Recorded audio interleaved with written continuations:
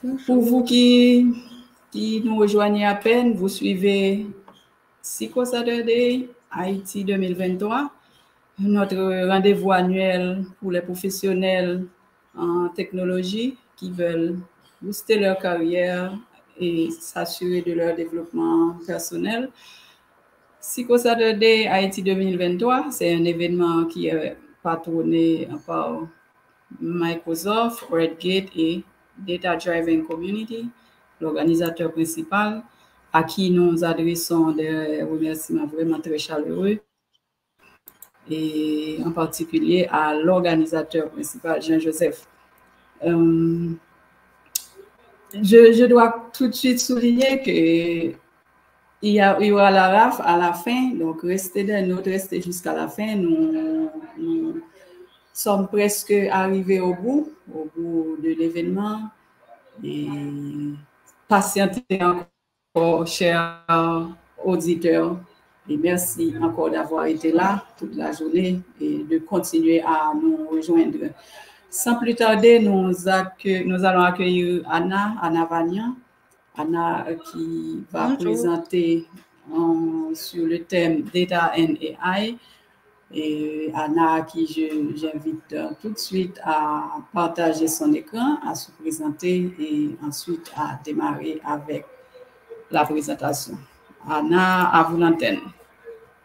Bonjour Annie, bonjour à toutes et à tous. J'espère que tout le monde peut voir mon écran. Est-ce que vous le voyez bien? Oui, moi je le vois, oui. C'est bon. Okay. Bonjour encore une fois à toutes et à tous. Je suis ravie d'être parmi vous dans le cadre de l'événement de Psycho Saturday Haïti 2023. Je m'appelle Anna. Je me spécialise sur les solutions Data and AI Microsoft et je suis très ravie de me retrouver parmi vous aujourd'hui. Dans la présentation d'aujourd'hui, on va parler des solutions Data and AI d'un haut niveau pour mieux comprendre quels sont les défis et les problèmes qu'on va pouvoir résoudre grâce à ces solutions et ces technologies. Et le but de cette présentation, c'est aussi de voir d'un haut niveau quelles sont les étapes qu'on va pouvoir utiliser, les étapes telles que l'ingénierie de la donnée, quels sont les outils dans cette étape-là qu'on va utiliser, quelles sont les étapes de data analyse qu'on va pouvoir utiliser avec quels outils pour pouvoir répondre à des questions, que ce soit des questions de business ou des questions un peu plus globales, telles que comment, par exemple, approvisionner de l'eau, etc. Et sans tarder, on va démarrer dans un premier temps par une question qu'on va pouvoir se poser très judicieusement, bien que c'est très intéressant d'apprendre toutes ces technologies, big data, l'apprentissage automatique, l'intelligence artificielle. On peut se poser la question, pourquoi big data? Et quels sont les avantages d'utiliser les technologies big data et travailler avec la donnée? Et si on regarde les données statistiques, comme vous pouvez voir sur le slide ici, de manière journalière, il y a à peu près 2,5 trillions d'octets de données qui sont générés dans le monde. C'est des gros volumes de données qui sont générés par des fichiers tels que les cookies qui enregistrent les préférences qu'on coche quand on ouvre des pages Internet.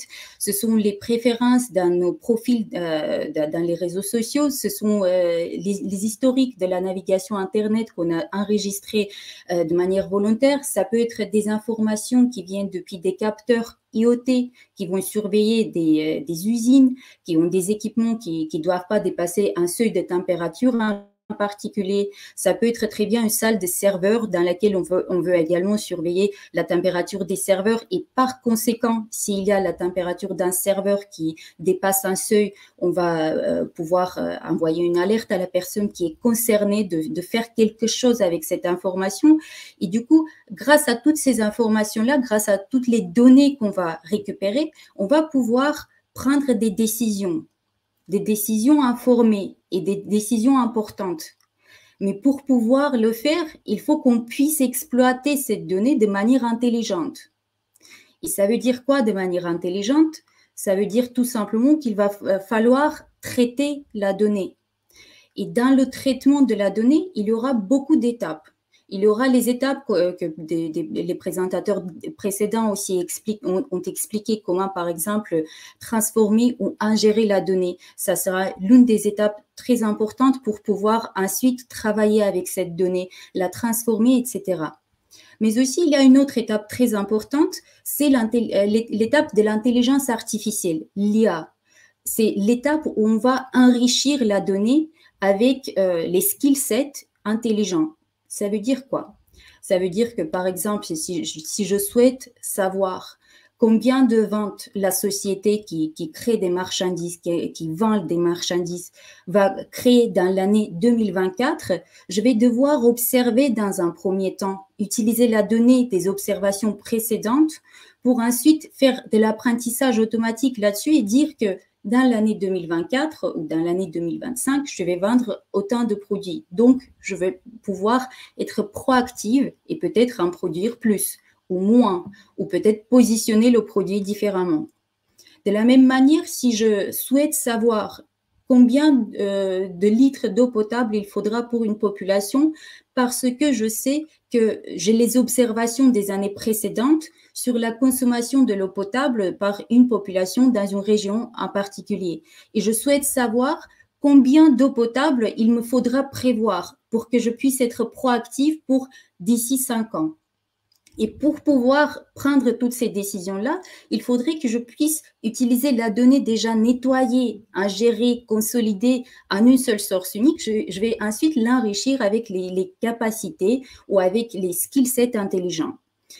La manière comment je vais le faire sera différente selon ce que je peux utiliser comme outil, selon la donnée avec laquelle je travaille et selon aussi la compétence de mes équipes. Si j'ai une équipe qui travaille exclusivement avec du code Python, et on est une équipe, par exemple, de data scientists, dans ces cas-là, on va pouvoir développer notre propre algorithme d'apprentissage automatique qui se repose bien évidemment sur des algorithmes existants, sur des algorithmes qui se reposent sur des statistiques en arrière-plan, mais on va développer l'algorithme nous-mêmes. Et si au contraire, on n'a pas d'équipe qui travaille avec des langages de programmation tels que Python, etc., le choix d'outils sera différent, mais le résultat pourrait être pareil. On va prédire des résultats, on va prédire quelque chose qui va nous permettre d'être proactifs dans les décisions qu'on va prendre par la suite. Et donc, pour cette raison-là, on va d'abord voir la définition de l'intelligence artificielle et l'utilité parce que très souvent, on peut entendre des terminologies différentes telles que l'intelligence artificielle, l'apprentissage automatique ou le machine learning ou d'autres terminologies telles que data science. Il y a une différence entre ces trois termes que je viens d'utiliser et j'aimerais vous montrer dans un premier temps quelle est la différence entre ces trois termes qu'on va utiliser par la suite dans des phases de l'enrichissement de nos données suite à l'ingestion et la consolidation de notre donnée. Comme vous pouvez voir à droite sur l'image, on a donc l'intelligence artificielle qui fait partie de la discipline de data science. Et data science, c'est une discipline assez vaste qui se repose sur les statistiques et sur les mathématiques en arrière-plan qui nous permet d'utiliser les algorithmes, les probabilités pour prédire ce qui va se passer. Et selon la tâche d'apprentissage automatique qu'on va vouloir effectuer, par exemple une tâche de classification, une tâche de régression, une tâche des séries temporelles ou time series forecasting en anglais. Donc, selon la tâche qu'on va vouloir effectuer, l'algorithme et donc les mathématiques derrière, les statistiques seront différents. Et pour chacune de ces types de tâches de data science, d'apprentissage automatique, on va avoir des algorithmes différents. Il faudrait choisir à chaque fois l'algorithme qui va le mieux avec notre jeu de données. Donc, il y aura beaucoup de décisions à prendre, même dans le cadre même de data science. Une fois qu'on a apporté notre donnée nettoyée après l'ingénierie de la donnée dans notre tâche d'apprentissage automatique. Ensuite, on aura le machine learning qui est plutôt l'outil ou ce qu'on va faire, qu'est-ce qu'on va faire, quel code on va écrire, quel outil on va utiliser, quel algorithme qui se base sur data science, sur les principes de data science, sur les probabilités derrière, pour accomplir notre tâche. Et quand on parle de machine learning, très souvent, surtout si on parle des outils sur Azure, on va faire référence au service qui s'appelle Azure Machine Learning. Et ce service-là, il est fait pour des différents profils d'utilisateurs, de profils de data scientists. On va voir un schéma qui va démontrer un petit peu les composants de Azure Machine Learning, mais globalement, si on voulait résumer, il y aura 3 types de profils qu'on aura dans le cadre de data science. Il y aura des data scientists qui sont des professionnels qui viennent des domaines de mathématiques, de statistiques, ils connaissent très bien le maths derrière, ils connaissent les langages tels que Python. L'un des présentateurs précédents, il en a parlé également qu'il faut avoir les compétences Python. Et effectivement, donc, les professionnels qui connaissent les langages de programmation tels que Python, PySpark ou autres, ils vont pouvoir se servir de l'expérience Jupyter Notebook ou des jobs dans Azure Machine Learning pour pouvoir écrire du code qui va faire l'entraînement des modèles. Et ensuite, ce modèle-là, il va servir à des besoins des prédictions en temps réel ou des prédictions par lot. Il y aura deuxième type de profil de data scientist. Ce sont des data scientists qui vont pas forcément écrire du code, mais ils souhaitent utiliser la fonctionnalité Azure Machine Learning pour créer un modèle, entraîner ce modèle et par la suite utiliser ce modèle pour faire des prédictions de traitement par lot ou en temps réel. Et pour ce deuxième profil, qu'on appelle souvent aussi le data scientist citizen, celui qui n'écrit pas de code. Et donc pour ce profil-là, il y aura l'interface qui s'appelle Azure Machine Learning Designer. Et dans le designer, vous allez pouvoir, dans l'interface graphique, on va voir un peu plus tard la capture d'écran, on va pouvoir définir les étapes d'un pipeline d'apprentissage automatique qui vont nous permettre ensuite d'entraîner notre modèle et après de le publier, etc. Et donc, le troisième type de data scientist, ce sont les professionnels qui vont plutôt venir des backgrounds plutôt de développement, qui connaissent très bien les langages de programmation, etc., mais qui ne sont pas forcément des data scientists dans leurs compétences d'origine. Ils vont souvent se concentrer sur la partie d'opérationnalisation des charges de travail de machine learning. Ça veut dire quoi? Ça veut dire comment je vais faire pour, au lieu d'écrire mes tâches d'apprentissage automatique dans des notebooks Jupyter, comment je vais faire pour automatiser, pour soumettre des jobs dans un cluster Azure Machine Learning, par exemple. Et pour ces profils-là aussi, il y a beaucoup d'autres outils. Il y a l'outil Azure Machine Learning, il y a la Python SDK V2, il y a la Azure CLI V2, donc il y a beaucoup d'outils. Et ça veut dire tout simplement que les outils sont différents et il y en a pour tous les types de profils, pour tous les types de tâches. Il faut juste les choisir de manière appropriée. Donc ça, c'est le machine learning. Et quand on parle de l'intelligence artificielle, c'est un peu différent. En fait, dans le cadre de l'intelligence artificielle, on va avoir l'ensemble des fonctionnalités ou des skill sets qu'on va pouvoir utiliser dans des logiciels ou dans des services différents. Par exemple, dans le logiciel Power BI, vous allez pouvoir, dans des aspects différents de Power BI, vous allez pouvoir enrichir votre donnée avec des capacités de l'IA. Mais ça ne veut pas dire que vous allez développer votre propre algorithme d'apprentissage automatique. Ça veut tout simplement dire que l'algorithme, tout l'entraînement sera fait automatiquement en arrière-plan par Power BI. Donc, en arrière-plan, il y aura des choses qui vont se passer, mais ce n'est plus à nous de le gérer. Nous, on va simplement choisir quelle est la tâche qu'on veut effectuer, quelles sont les colonnes de la donnée qu'on va souhaiter prédire, donc quelles sont les prévisions qu'on va faire, et ensuite, on va donc faire tourner l'algorithme sans voir forcément ce qui a été choisi comme métrique, comme algorithme, etc. Un autre exemple de l'intelligence artificielle ou des services sur Azure qui vont vous permettre d'utiliser la capacité de l'intelligence artificielle, ce sont les services qu'on appelle cognitive services, les services cognitifs. Ça veut dire quoi? Ça veut dire que ce sont déjà des packages, des librairies dans la SDK.NET, dans la SDK Python, selon votre préférence, votre compétence de code, dans le code. Et donc, cette capacité-là, on va l'utiliser.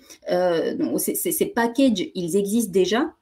Ils sont basés sur des algorithmes d'apprentissage automatique qui ont été entraînés au préalable. Ça veut dire que nous, on ne va plus entraîner un modèle, on ne va plus nous occuper de publier un modèle, on ne va plus réfléchir sur quel type de calcul je vais servir mes prédictions. Tout ça, c'est déjà fait. Donc, il y a tout ça qui tourne dans le cloud, nous, on va nous servir des packages pour faire quoi? Pour faire communiquer notre application à nous. Par exemple, si je crée une application mobile qui va me démontrer dans quelle région il y a actuellement une pénurie de l'eau ou quelque chose comme ça, je vais donc, pour que mon application puisse communiquer avec les services de l'intelligence artificielle qui se trouvent dans le cloud, il faut que l'application soit écrite d'une manière pour pouvoir se connecter à ces services. Il faut qu'il y ait une instance de ces services approvisionnés au préalable dans le cloud avec lesquels mon application est capable de communiquer et ainsi de suite. Et ça veut dire quoi? Ça veut dire que avec les services de l'intelligence artificielle qui s'appellent Cognitive Service sur Azure, ça veut dire que je pourrais utiliser les skill sets sans forcément être une data scientist. Je vais tout simplement pouvoir écrire du code qui se sert de ces modèles. Bien sûr que vous allez pouvoir jouer un tout petit peu plus avec, si besoin, mais globalement, c'est fait plus pour les buts de développement, pour enrichir notre application avec des capacités de l'intelligence artificielle. Et donc, on a vu un tout petit peu à quoi ça sert l'intelligence artificielle, quelles sont les différences. C'est important de voir cette différence parce que souvent, le machine learning et l'intelligence artificielle, ils sont souvent confondus. Sur Azure, il y a des services dédiés à chacune de ces terminologies. Donc, c'était important de faire un petit peu cette parenthèse théorique. Maintenant, on va voir un petit peu quelles sont les étapes majeures d'un projet Data and AI. Et on va s'imaginer dans le use case, l'un des use cases que j'ai mentionné, on a donc les données de l'utilisation actuellement au monde de l'eau potable et on souhaite pouvoir prédire d'ici dans 5 ans combien de l'eau potable il faudrait prévoir pour la population de la Terre entière. Et donc, notre donnée se trouve partout. On a plusieurs sources de la donnée. Par exemple, il y a des données, une partie des données qui se trouvent dans des bases de données sur site, on-prem, dans des bases de données relationnelles telles que SQL, par exemple. On a une partie de la donnée qui vient depuis des sites Internet et cette partie de la donnée-là, elle se trouve dans des fichiers CSV, Parquet, JSON ou d'autres. Et donc, ces données-là, on doit les migrer, on doit les ramener dans le cloud dans un premier temps, on doit les homogénéiser, unifier. Et une fois que cette donnée sera unifiée, ensuite, on va pouvoir réfléchir comment on va l'enrichir avec l'intelligence artificielle. Et donc, quelles sont les étapes majeures? Dans un premier temps, en gestion de la donnée. Et l'un des outils qu'on va pouvoir utiliser dans le cadre de l'ingestion de la donnée, c'est l'outil Azure Data Factory qu'on a déjà vu avec Philippe ce matin. D'autres outils qu'on va pouvoir utiliser, par exemple Azure Synapse Analytics. Et encore une fois, dans Synapse Analytics, vous allez avoir une multitude de choix de comment le faire. Il y a les présentateurs précédents aussi qui ont parlé de certaines fonctionnalités qui vont permettre en fait de faire l'ingestion ou la transformation de la donnée. Donc à chaque fois, vous allez avoir plusieurs choix. Il faudrait juste voir la qualité, la donnée avec laquelle vous travaillez, la compétence des équipes avec lesquelles vous travaillez. Est-ce que c'est du SQL? Est-ce que c'est du PySpark? Est-ce que c'est du Scala, du R, etc. Et une fois que c'est décidé, après, on va pouvoir choisir l'outil en question. Et donc, quand on fait l'ingestion de la donnée, on peut soit l'ingérer telle qu'elle est, mais très souvent, la donnée brute, elle n'est pas nettoyée, elle n'est pas consolidée, il y a soit des doublons, il y a des données manquantes, etc. Et donc, il faudrait faire la transformation de la donnée également. Et la transformation de la donnée, on peut donc parler de ETL ou ELT. Ça veut dire quoi? Avec ETL, on va faire Extract, Transform and Load. Ça veut dire qu'on va extraire la donnée depuis la source d'origine. Ensuite, on va la transformer et après, on va la charger dans la destination. Ou soit sinon, avec ELT, on va extraire et le load and transform vont se faire dans l'ordre inverse. Donc, on va charger la donnée en la transformant. Donc, lors de la transformation, du chargement de la donnée, on va la transformer. Et peu importe quel ordre on va choisir, les outils sur Azure, ce seront Azure Data Factory, encore une fois, Azure Synapse Analytics, et on va voir un tout petit peu plus sur Azure Synapse Analytics de manière un peu plus schématisée dans quelques slides ici, mais globalement, Azure Synapse Analytics, c'est l'outil qui est fait pour l'ingénierie de la donnée, qui a une multitude de langages de programmation qui sont supportés, qui a une multitude de fonctionnalités qui sont faits pour avoir le produit le plus complet pour pouvoir transformer votre donnée, pour pouvoir travailler avec les aspects différents de la transformation et du chargement de la donnée. On va le voir un peu plus en détail dans quelques instants. Une fois que la donnée elle est transformée, elle est chargée, elle est consolidée en une seule source unique, on va ensuite pouvoir l'enrichir avec les capacités de l'IA. Et encore une fois, on va choisir parmi Cognitive Service, parmi Azure Machine Learning, parmi d'autres possibilités.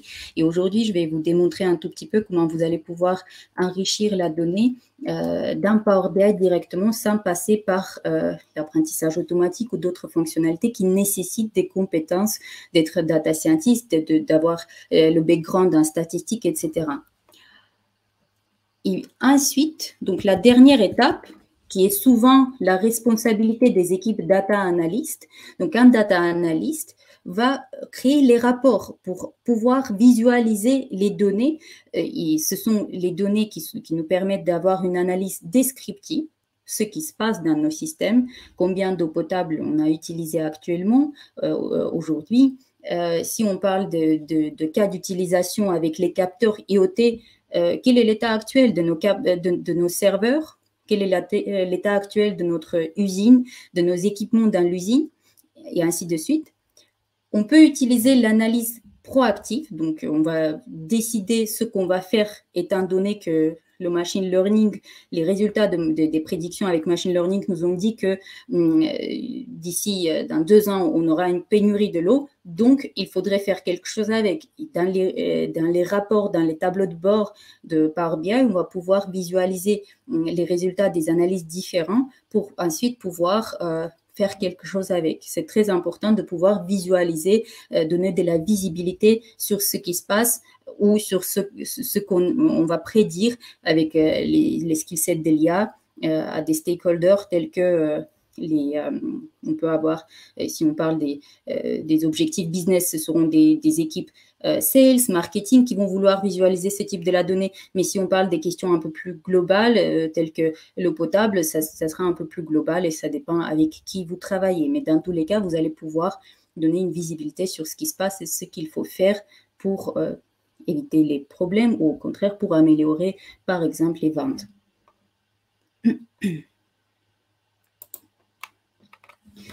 Si on voulait schématiser l'ensemble de ces étapes, à quoi ça ressemble? En fait, on va avoir dans un premier temps les sources de la donnée qu'on voit à gauche dans mon slide.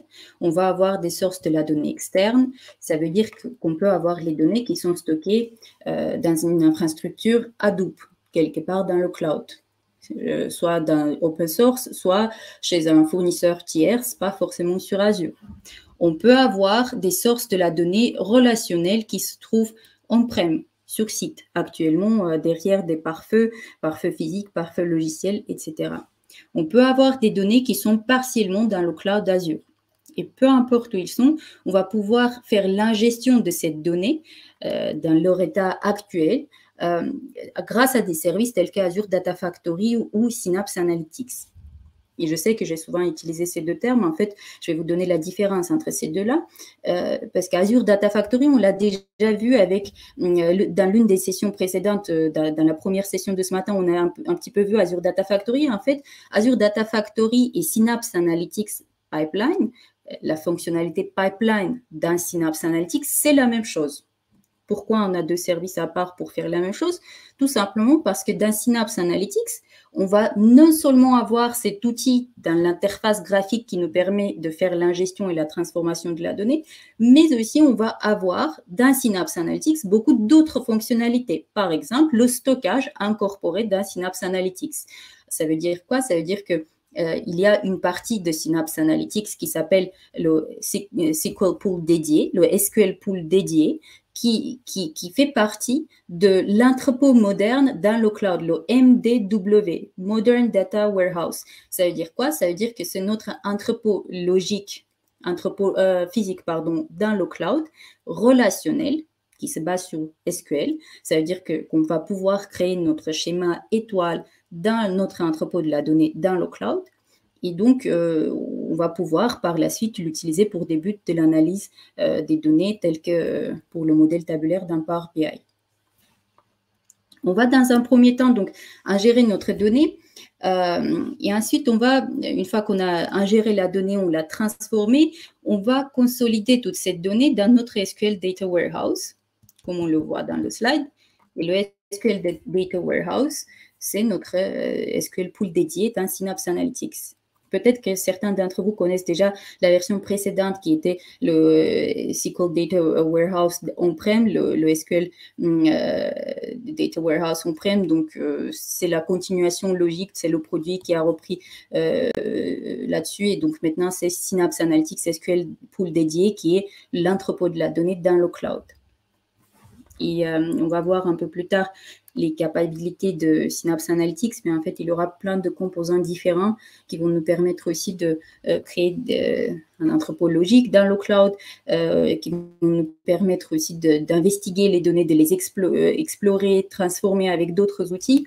Mais globalement, notre but, ça sera toujours de les consolider dans un entrepôt de la donnée moderne, dans un data warehouse. Pourquoi? Parce que dans l'entrepôt de la donnée dans le cloud, on va créer le stockage de la donnée se fait de manière la plus optimale pour les outils tels que Power BI, les outils de l'analyse de la donnée.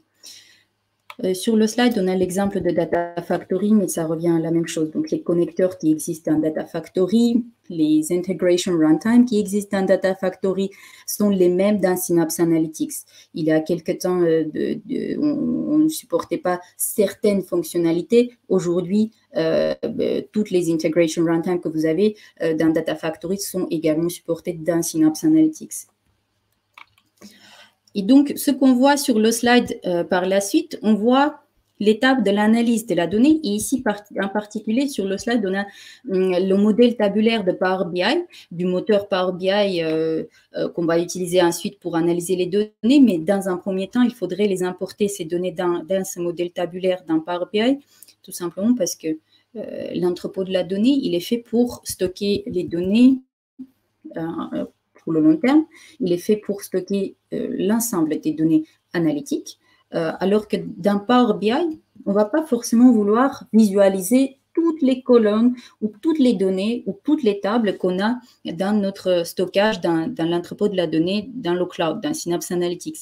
Et donc, pour cette raison-là, il faudrait créer notre modèle tabulaire, importer la donnée ou se connecter en direct, mais en mentionnant quelles sont les colonnes, quelles sont les tables qu'on veut importer dans Power BI, tout simplement pour pouvoir optimiser nos rapports, nos tableaux de bord, pour ne pas surcharger le modèle tabulaire avec les données dont on ne va pas nous en servir forcément, dont on n'a pas besoin.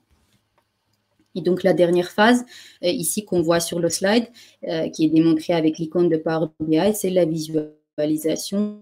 C'est souvent la dernière phase. Une fois qu'on a fini avec l'ingénierie de la donnée et le data science, on va ensuite, les data analystes vont reprendre dessus, ils vont récupérer les données dans des tableaux de bord pour pouvoir tout visualiser. On va enfin pouvoir parler de l'ingénierie de la donnée. Je vais donc vous expliquer un petit peu comment Synapse Analytics va fonctionner, quels sont les composants majeurs de Synapse Analytics, parce que ça sera plus ou moins l'outil, le seul outil qu'on va conseiller le plus souvent, parce que c'est l'outil qui contient le plus de fonctionnalités possibles pour faire l'ensemble des tâches de l'ingénierie de la donnée.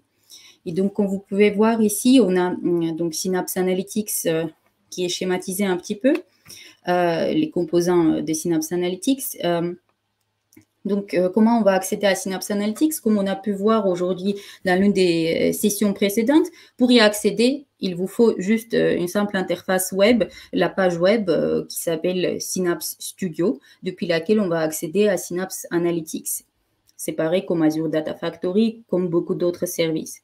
Et donc, une fois dans Azure Synapse Analytics Studio, on va pouvoir travailler avec les clusters qui sont dans les composants majeurs de Synapse Analytics.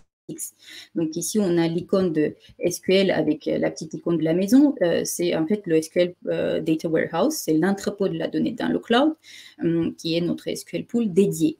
Ça veut dire que dans un Synapse Analytics, je vais pouvoir créer et approvisionner une instance de SQL Pool dédiée qui va donc stocker les données pour les buts d'analytique pour ensuite les envoyer par exemple vers Power BI.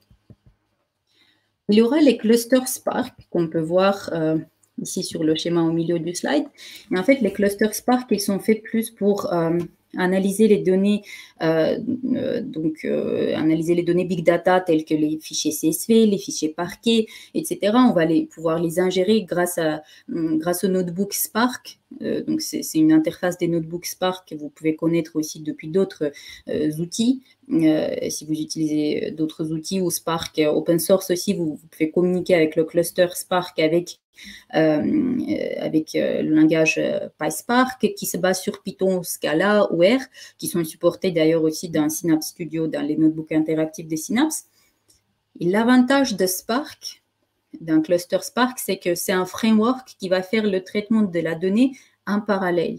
Et donc, ça veut dire quoi? Ça veut dire que quand je vais ingérer la donnée, quand je vais la transformer, je vais le faire en parallèle. Il y aura le framework, le cluster qui aura les nœuds travailleurs qui vont en parallèle effectuer les tâches qui constituent mon application. Donc, il y aura donc, le travail qui sera divisé en petits morceaux qui sera tourné beaucoup plus rapidement. Et le cluster Spark, il est optimisé au niveau de mémoire. Ça veut dire quoi? Ça veut dire que les nœuds travailleurs, ils auront beaucoup de mémoire, beaucoup de RAM, qui va nous permettre de faire tourner les tâches beaucoup plus rapidement. Et donc, dans un cluster Spark, par contre, il faudrait, dans les notebooks Spark, il faudrait écrire du code dans PySpark, Scala ou R. Et c'est quelque chose qui est assez courant quand vous travaillez avec les données Big Data. Si vous venez du monde Big Data, peut-être que vous avez déjà votre propre cluster Spark open source, parce que Spark, c'est pas quelque chose qui a été inventé par Microsoft, par Synapse ou autre, c'est simplement un framework qui a été inventé dans la communauté open source. C'était l'une des universités aux États-Unis où il a été inventé. Et ensuite, il a été donné à Apache Spark Foundation pour que ça soit utilisé comme un framework open source. Et donc, vous pouvez le retrouver partout. Il y a d'autres services sur Azure, tels qu'Azure Databricks, HD Insight, Azure HD Insight, qui vont également pouvoir vous donner la possibilité d'utiliser un cluster Spark. C'est juste que selon l'offre, selon le service, le Spark, le cluster que vous créez, ce n'est pas toujours un cluster managé. Ça veut dire quoi? Ça veut dire que dans certains services tels qu'Azure HD Insight ou chez d'autres fournisseurs, vous allez pouvoir trouver l'offre Spark où vous allez devoir d'ailleurs installer le Spark, la version de Spark et la maintenir à jour. Les librairies, tout ce qu'il faut installer dessus pour maintenir votre cluster à jour, il faudrait le faire par vous-même. Alors que dans une instance de cluster Spark managé, comme dans Azure Synapse Analytics, comme dans Azure Databricks, comme dans le service Databricks qui n'est pas un service de Microsoft, c'est un logiciel à part, c'est un service en dehors Azure, on va pouvoir simplement préciser combien de nœuds travailleurs on souhaite avoir dans notre cluster, quelle est la taille, quel est le RAM, quel est le CPU, quel est le runtime de Spark, et c'est tout. Le reste est géré par le fournisseur de cloud. Donc, dans notre exemple, dans Synapse Analytics, c'est géré par Microsoft. Ça veut dire que vous n'allez plus à vous inquiéter, est-ce que mon cluster, il est à jour? Est-ce que la version Spark, c'est la bonne? Est-ce que j'ai toutes les librairies, etc. Tous les packages, etc. C'est maintenu par Microsoft. Dans Spark aussi, il y a une particularité, on ne va pas trop rentrer dans le détail, mais dans Spark, il faudrait aussi toujours passer à la couche de stockage sous-jacent, parce que dans Spark, la donnée est volatile, ça veut dire qu'elle ne sera pas enregistrée, les variables avec lesquelles on travaille ne seront pas automatiquement enregistrées dans un stockage sous-jacent. Ça veut dire tout simplement qu'il va falloir enregistrer les données transformées à chaque fois quand on travaille avec nos data frames, il faudrait les enregistrer, ensuite matérialiser dans le stockage sous-jacent. Et sur Azure, ça sera Azure Data Lake, le stockage Data Lake. Les autres types de... Pardon, je vais revenir au slide précédent. L'autre type de cluster qu'on voit sur le slide, c'est le cluster explorateur de données. Il est plus souvent utilisé pour des buts d'analyse des traces, des logs. Ce n'est pas quelque chose qu'on va utiliser le plus souvent pour l'ingénierie de la donnée, mais il y a aussi ce type de cluster.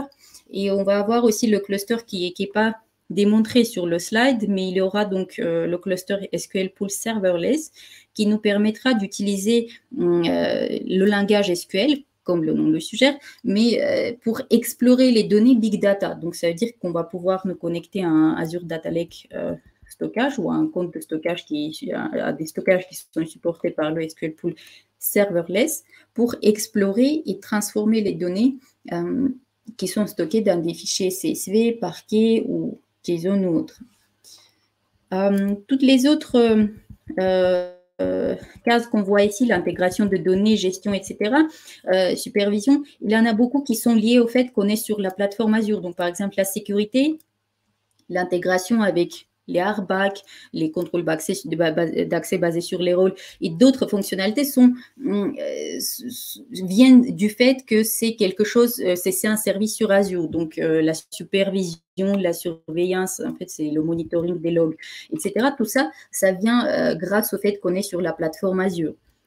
Et ce qu'on voit donc à gauche de ce slide, on va voir comment les données, quels sont les types de données qu'on va pouvoir ingérer. Ça peut être des données locales qui sont sur site actuellement, donc qui ne sont pas dans le cloud, des données du cloud, etc. On va pouvoir tous les ingérer, transformer et ensuite les envoyer vers des services soit de traitement ou d'enrichissement de la donnée avec des capacités de l'IA, comme Azure Machine Learning, soit vers des tableaux de bord Power BI pour visualiser directement les résultats. Donc, dans ce cas-là, on parle de l'analyse descriptive de d'autres données et pas de l'analyse prédictive ou proactive. Azure Purview, c'est quelque chose qui est plus lié au RGPD, donc pour pouvoir à la gouvernance de la donnée plutôt qu'au RGPD. Vous pouvez l'utiliser aussi dans le cadre des RGPD, mais donc on ne va pas vraiment se focaliser là-dessus, mais on peut aussi envoyer les données à Azure Purview depuis ici pour visualiser le lineage de la donnée. Et donc, dans le cadre de l'ingénierie de la donnée, on va souvent parler des architectures différentes. Et encore une fois, ça, ce n'est pas quelque chose qui a été inventé chez Microsoft, c'est simplement les architectures qui existent dans le domaine open source.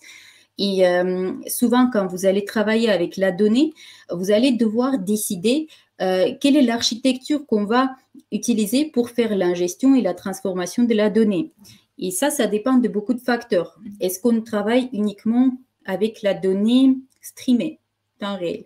Est-ce qu'on travaille avec la donnée de traitement par l'eau? Par exemple, si on a beaucoup de fichiers CSV avec des données des patients qui sont atteints de diabète et on va les utiliser par la suite pour les transformer et puis les utiliser pour l'apprentissage automatique pour prédire si des nouveaux patients qui ont des indices de masse corporelle ou d'autres paramètres médicaux similaires, est-ce qu'ils seront atteints de diabète, oui ou non?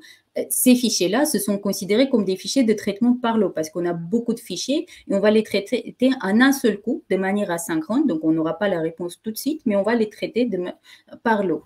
Et donc, ce qu'on a dans le slide, on peut avoir plusieurs types de données.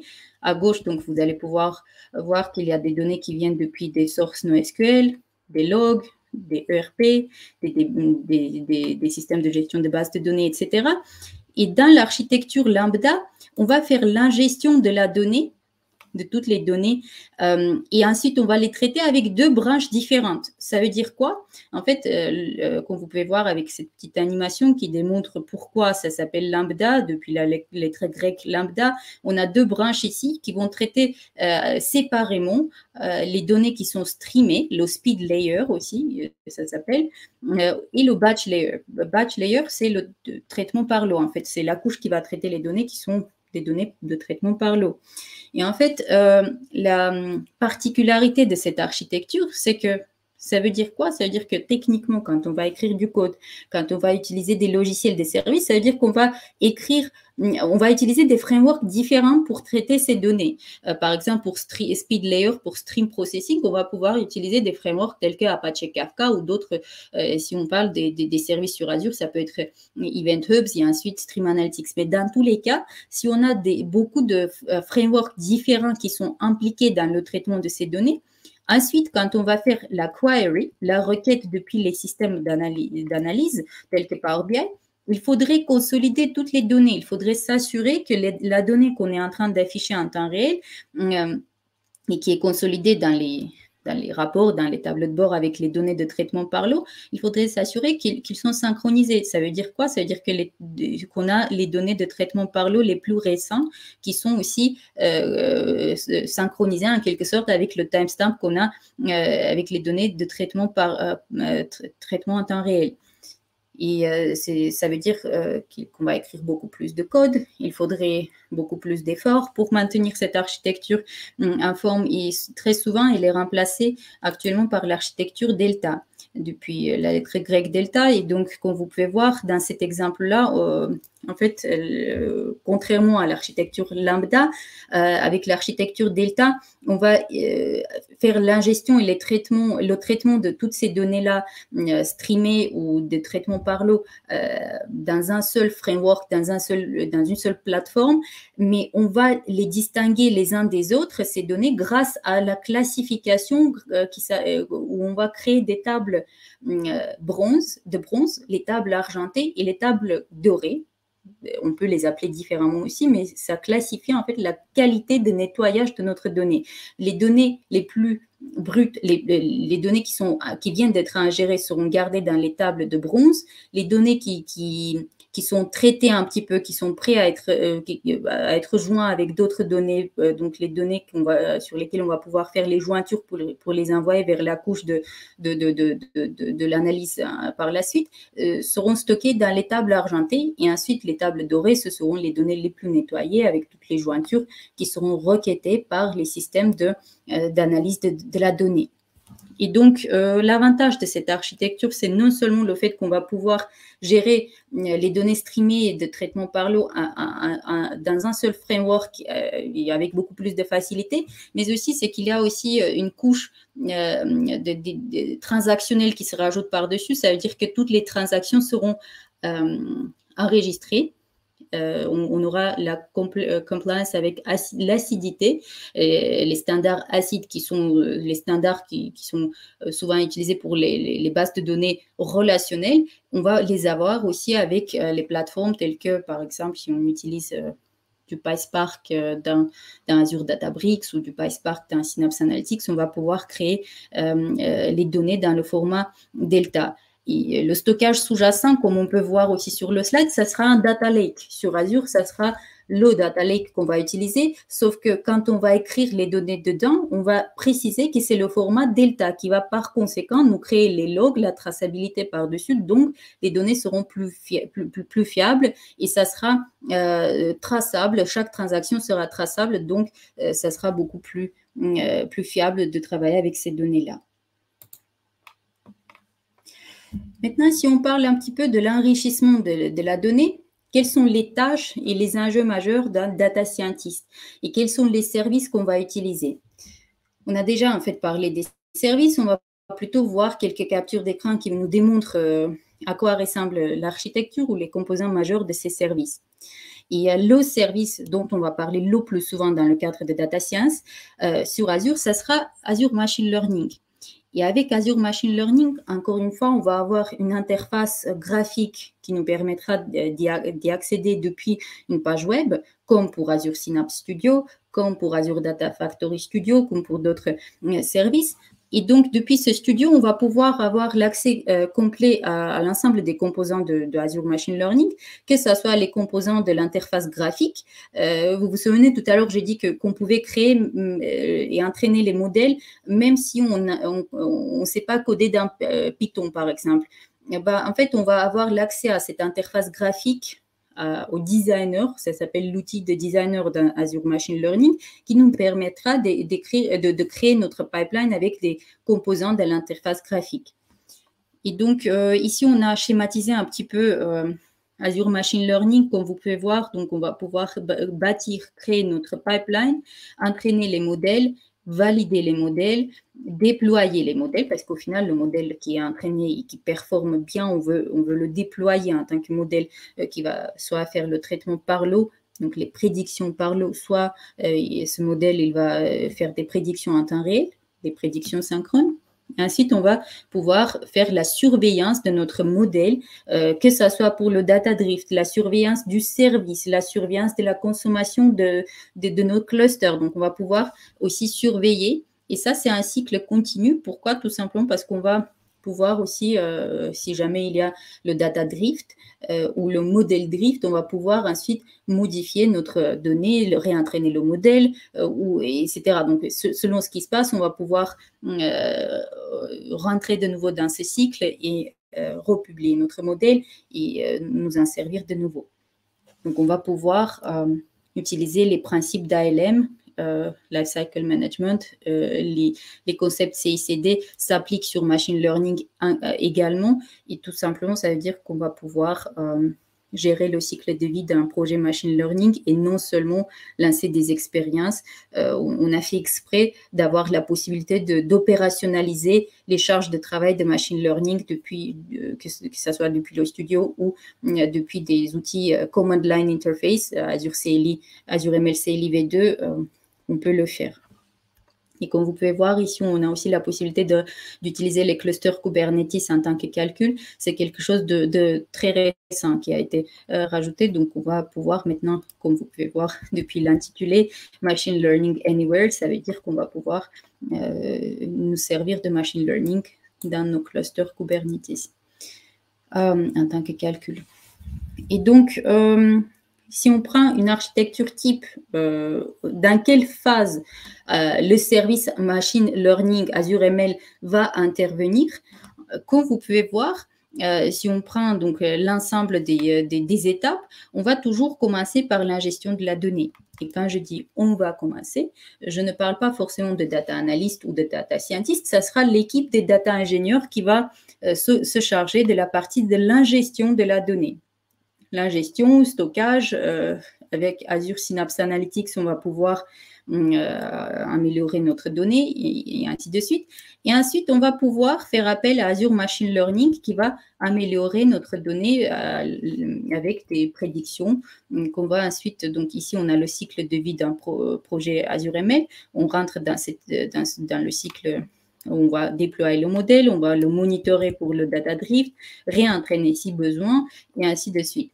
Azure Active Directory et le coffre-fort, ce sont les services qui seront tout au long de notre projet impliqués dedans, même si ce ne sont pas des services qui sont forcément liés à l'apprentissage automatique, mais ce sont les services qui nous permettent de gérer la partie de l'authentification. Et une fois que la donnée elle est enrichie, on va ensuite pouvoir la visualiser dans les tableaux de bord Power BI.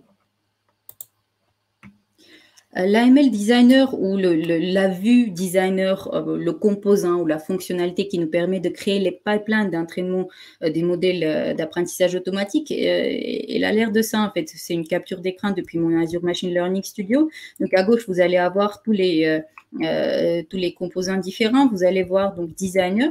Et dans ce designer-là, donc ce que j'ai ma donnée diabetes, qui sont les données des patients qui sont atteints de diabète. Ce sont des fichiers CSV qui utilisent des données ouvertes publiquement.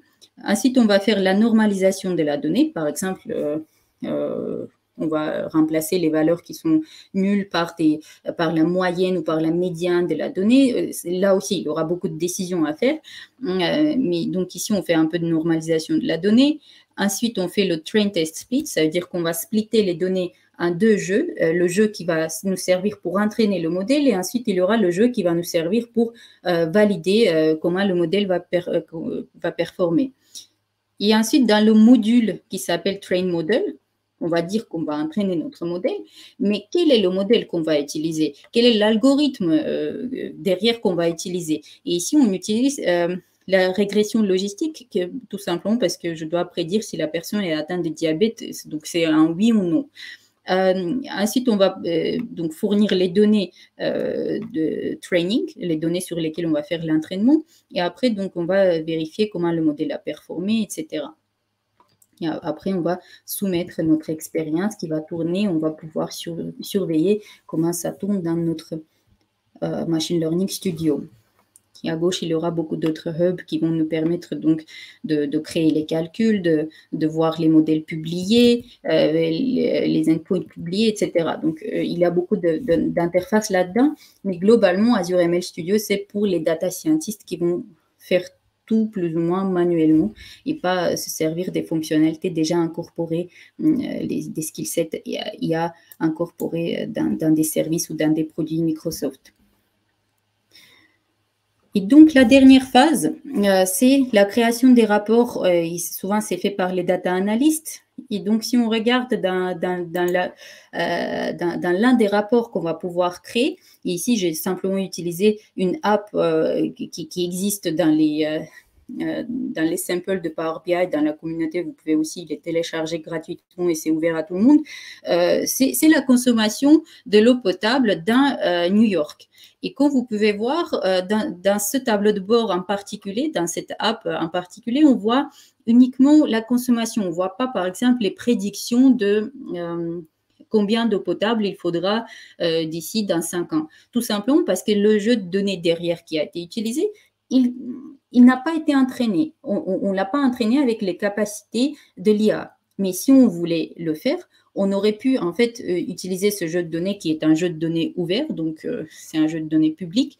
Vous pouvez vous servir des jeux de données publics qui existent sur le net pour pouvoir les ingérer dans le Azure Machine Learning Service, pour faire l'apprentissage si vous avez l'envie et la capacité de coder dans Python, dans ce cas-là avec du code, sinon dans l'interface graphique d'Azure ML, sinon vous pouvez aussi utiliser les capacités incorporées qu'on va voir dans quelques instants, dans quelques slides d'ici, dans Power BI. Donc, les choix sont multiples. Comment le faire? Ça dépend de ce que vous avez envie de faire et aussi des compétences que vous avez là tout de suite pour déployer et atteindre votre objectif. Ici, on a un autre rapport, un exemple de, encore une fois, ce sont des apps que j'ai incorporées gratuits et disponibles en ligne. C'est l'impact des émissions de gaz qu'on utilise, qu'on consomme parce qu'il y a les data centers pour Azure qui tournent.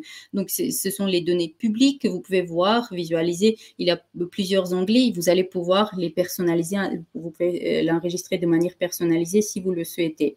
Et la puissance des tableaux de bord, c'est la possibilité de visualiser la donnée dont on a besoin pour ensuite pouvoir faire une décision là-dessus. Mais pour pouvoir le faire, il faut d'abord que cette donnée soit traitée. Il faut d'abord que toutes les phases qu'on vient de voir soient effectuées pour pouvoir en arriver là et avoir une qualité de la donnée et une qualité de ce qu'on voit sur les tableaux de bord. Parce que sinon, si la donnée elle n'est pas traitée, si elle n'est pas nettoyée, si elle n'est pas enrichie avec les capacités intelligentes, ça sera tout simplement des données inutiles qu'on va pouvoir afficher, mais on ne va pas pouvoir nous en servir. Et donc ici, on est arrivé à la petite vidéo que j'ai faite où je m'insère justement de cette capacité de l'IA incorporée dans Power BI. Ça veut dire que je n'ai pas besoin d'être data scientist ou de coder ou de créer un algorithme moi-même, de l'écrire le code pour. Dans Azure ML Studio, je peux simplement créer mon tableau de bord en utilisant cette capacité incorporée de l'IA. Et ce que je fais ici, notamment, j'utilise la fonctionnalité qui existe dans le Power BI Service pour créer un data flow.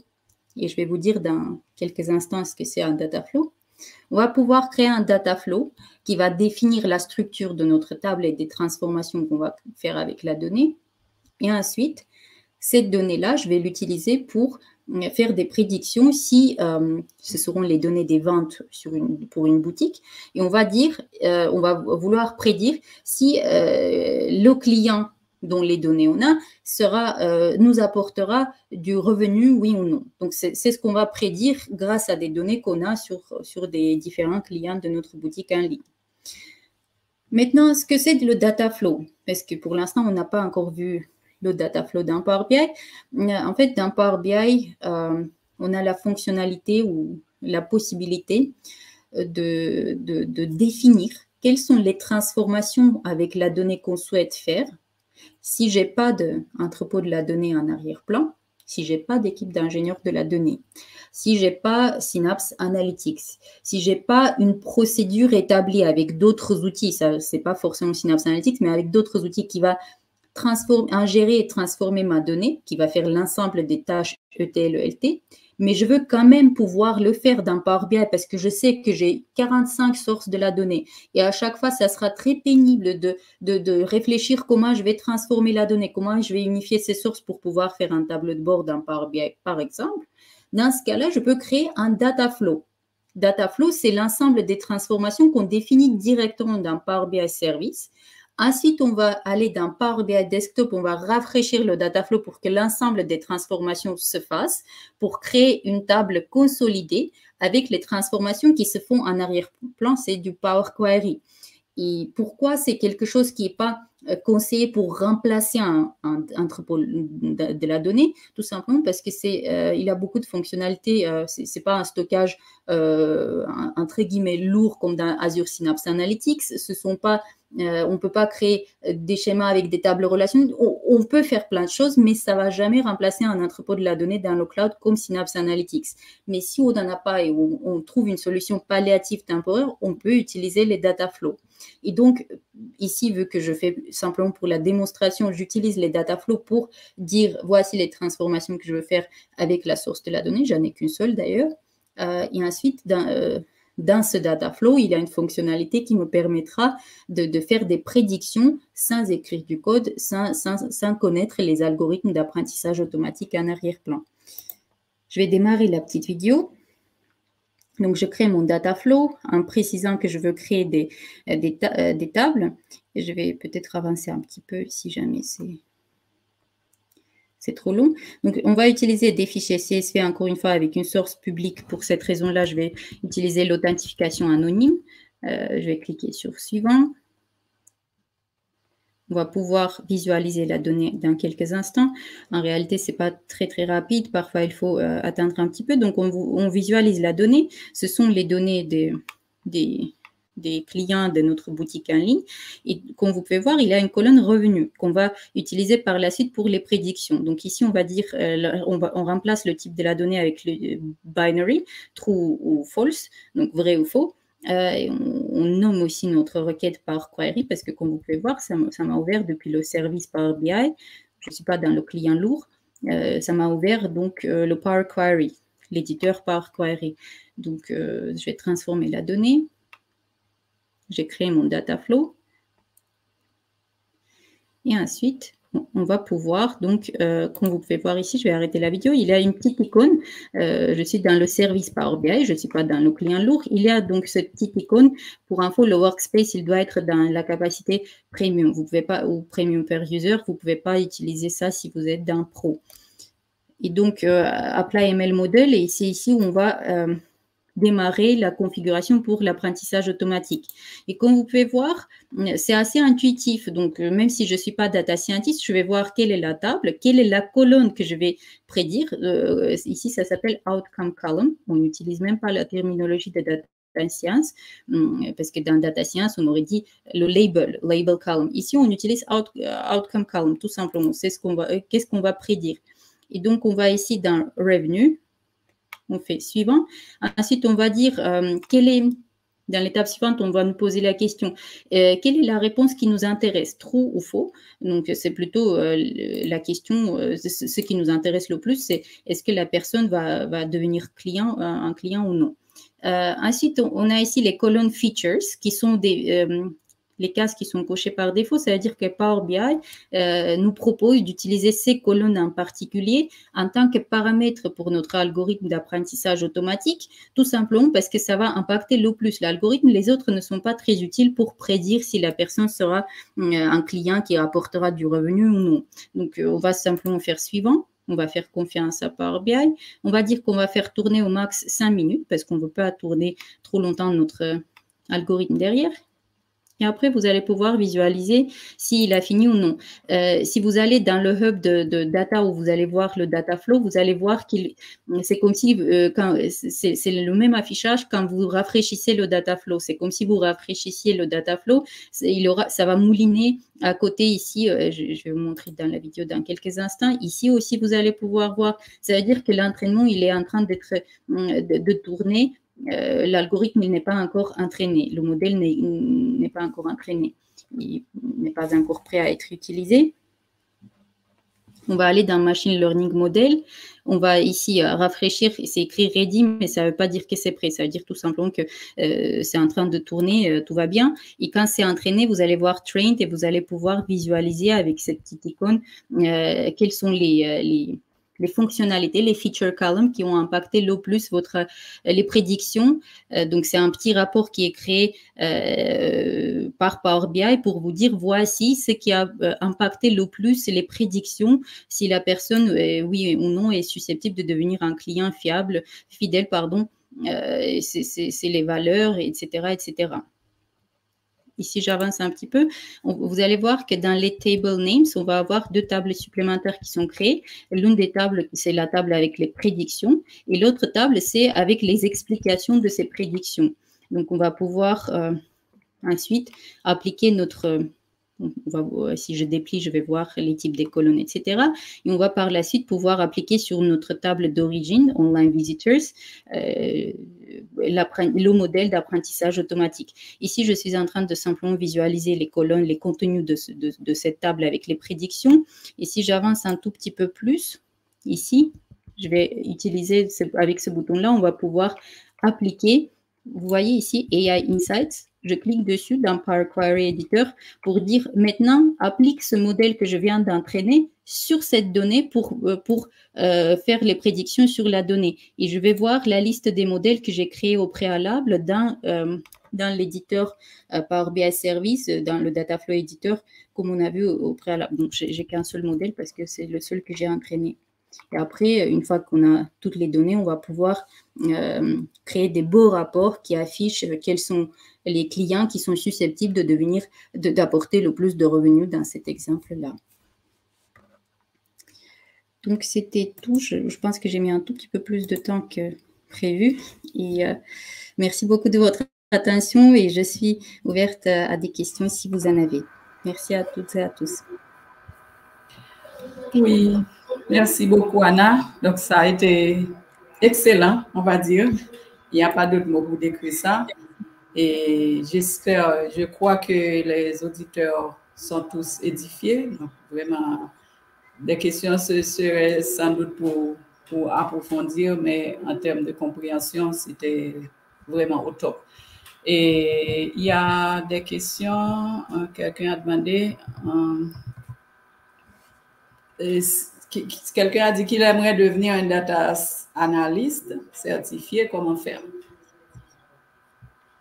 Pour se certifier, il suffit quand vous cherchez dans le moteur d'Internet une formation DP500 par exemple, ou PL300, Data Analyst, c'est plutôt PL300. Si vous cherchez ça dans l'Internet, vous allez trouver les parcours d'apprentissage ou le Learning Path. Je pense que certains des présentateurs aussi ont mentionné. En fait, c'est simplement les choses qu'il faudrait lire. Souvent, il faut lire un peu plus. Ce n'est pas les seules choses qui vont vous aider à vous préparer à l'examen. Et après, il faut passer l'examen. L'examen, malheureusement, il n'est pas gratuit. Donc, il faut s'inscrire à l'examen en ligne, mais vous pouvez tout faire en ligne. Vous n'êtes pas obligé de vous déplacer dans un centre d'examen ou autre chose.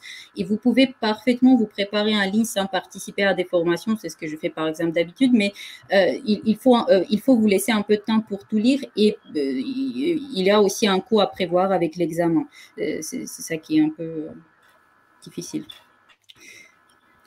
Merci pour la réponse. Qui a travaillé avec Oracle et MySQL, on demande est-ce qu'il est nécessaire de connaître Python et Machine Learning pour travailler avec le système IA de Azure? Non, c'est pas une nécessité. Si vous connaissez, si vous connaissez un peu les statistiques, vous n'êtes pas du tout obligé de coder dans Python. Le slide que je montrais dans Azure Machine Learning Studio, vous pouvez même utiliser le service Azure Machine Learning, mais sans écrire du code. Ça veut dire que vous allez glisser, déposer les modules sur l'interface, sur un Canva, et ensuite vous allez soumettre le job de l'entraînement, mais sans forcément écrire du code. Vous allez juste dire quelle est la mesure que vous souhaitez optimiser. Par exemple, le root mean square error que je vais optimiser, ça, il faudrait le connaître. Mais après, vous pouvez lire dans les sites, il y a des tutoriels dans le site de Python, dans scikit-learn, ils expliquent très, très bien, de manière très condensée, très au but. Ils expliquent les statistiques derrière pour logistic régression, pour tous les algorithmes, plus ou moins. Vous allez tout trouver dans scikit-learn. Je vais essayer de poster un message après. OK, merci. Et donc, merci dans bien. service, vous n'êtes pas... Okay. Vous disiez? Pardon. Je disais que dans d'autres services, dans Cognitive Service, il faut plutôt être développeur. Ça, c'est plus pour les devs. Mais après, dans les services, dans Power BI, ce que je vous montrais tout à l'heure, il ne faut pas du tout être même statisticien ou mathématicien pour pouvoir vous en servir. Vous pouvez juste dire, je veux prédire la colonne. Est-ce que ce client, il sera un client qui apportera du revenu, et c'est tout. Je peux même ne pas connaître quel est le math derrière. Je n'ai pas besoin. Ni le math, ni le code. OK, merci beaucoup. Quels sont les domaines touchés par le big data précisément? Les domaines qui sont touchés, je dirais qu'aujourd'hui, plus ou moins dans tous les domaines, tout le monde veut utiliser et exploiter la donnée le plus possible. Ça peut être, le plus souvent, c'est dans les domaines commerciaux, par exemple pour les boutiques en ligne, souvent, que ce soit les domaines de luxe ou non, dans les boutiques physiques aussi, dans la logistique, beaucoup, dans tous les domaines de la logistique, mais aussi, par exemple, très souvent dans les hôpitaux, tout ce qui est des hôpitaux pour savoir le niveau de vaccination des personnes. Dans les organismes gouvernementaux, quand ils souhaitent savoir quel est le niveau de vaccination anti-Covid ou d'autres questions un peu plus globales, par exemple le niveau de l'eau potable et des choses comme ça, c'est souvent les organismes plutôt gouvernementaux qui s'intéressent à ce type de la donnée. Mais d'habitude, aujourd'hui, tout le monde veut utiliser la donnée. Merci, encore merci. Et pourquoi y a-t-il tant de scandales d'espionnage numérique en présence de big data? Ça, c'est parce que c'est pas utilisé bien comme il faut. Je veux dire, c'est pas bien protégé. C'est pour ça aussi que souvent, nous, on insiste beaucoup et parfois, c'est un peu pénible quand on dit non, mais il faut que vous pensiez à avoir un coffre-fort, le Key Vault Store. On l'a abordé, moi et d'autres présentateurs, où il faut penser à la sécurité. C'est parce que si jamais on laisse par erreur, on laisse passer une information, ça suffit souvent que les gens malveillants l'utilisent. Et c'est pour ça que la protection de l'infrastructure derrière, ça sera toujours un défi et un enjeu très important. Et parfois, ça devient pénible parce que tout le monde en parle, mais il faut toujours penser à cette couche-là. Et c'est vrai que, par exemple, pour une formation data analyst ou pour une formation data ingénieur ou autre, on ne va pas forcément toujours couvrir tous les aspects. C'est pour ça qu'il faut toujours avoir un travail collaboratif avec les équipes IT, informatique, toutes celles et ceux qui s'occupent de la sécurité de la donnée, aussi de le lineage de la donnée, gouvernance de la donnée. Surtout, il y a maintenant beaucoup de problèmes avec les données qui peuvent être considérées comme des données personnelles aussi. Il faut toujours collaborer avec les équipes, ou sinon, si vous souhaitez tout faire vous-même, il faudrait aussi regarder les aspects de la sécurité. Et souvent, on a des parcours d'apprentissage AZ104, 204 qui couvrent un peu les aspects aussi de la sécurité, et SC aussi. Et c'est 100, 200, 300. OK, merci. Et comment peut-on devenir un data scientist? Pour devenir un data scientist, à mon avis, ça reste subjectif, mais je conseillerais d'abord de commencer par scikit-learn. Je vais essayer de, ça c'est un chat privé, je vais essayer de poster quand même, si vous arrivez à le partager, scikit-learn. Python. Si vous cherchez ça dans le net, Scikit-learn Python. Je vais essayer aussi ensuite de poster dans YouTube. Si ça vous intéresse, regardez les commentaires plus tard. Scikit-learn Python. Regardez sur le site internet de Python. Vous allez voir beaucoup d'explications. Au début, ça peut paraître un peu difficile, mais si vous commencez à lire, à vous intéresser, à creuser un peu plus, vous comprenez les statistiques d'abord un tout petit peu. Pas besoin d'en faire un doctorat, mais vous pouvez simplement juste un peu comprendre comment ça marche. Ensuite, regardez en parallèle un petit peu les outils. Par exemple, Azure Machine Learning Studio, les démarrages rapides. Comment créer, approvisionner une instance d'Azure Machine Learning Studio. Et sur Azure, sur Microsoft Learn, pardon, souvent vous allez trouver des parcours d'apprentissage où vous allez pouvoir pratiquer dans un sandbox. C'est un environnement qui est créé pour quelques heures. Vous n'êtes pas obligé d'acheter une licence, entre guillemets, mettons, appelons-la licence, une licence Azure Machine Learning. Vous pouvez tout simplement pratiquer directement dans le parcours d'apprentissage. Oui, merci. Je ne sais pas si cette question a répondu à une question qui vient d'être posée. Quelle plateforme possible d'étudier le big data à un niveau très élevé?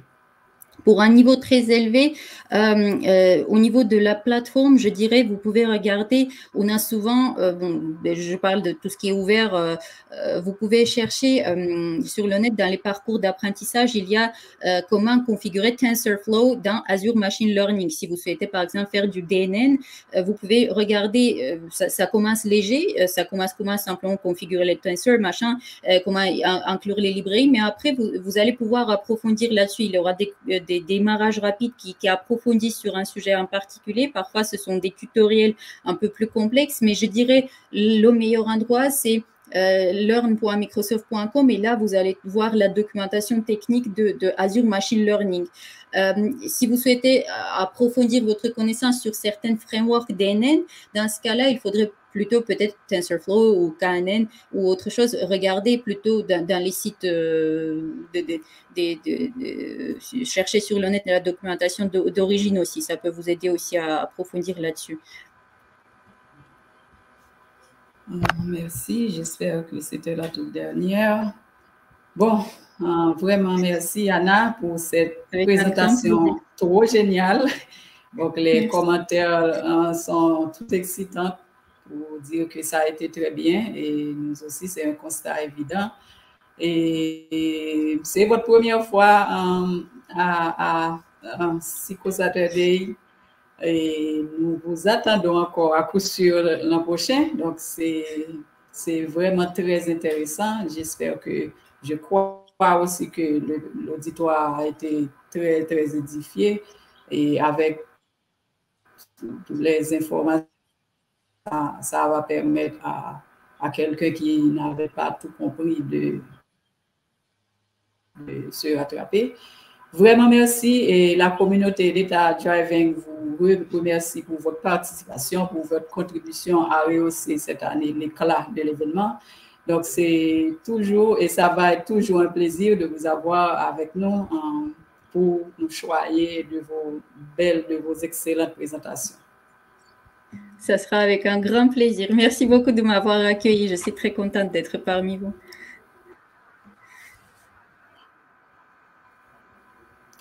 Donc, on va dire à tantôt.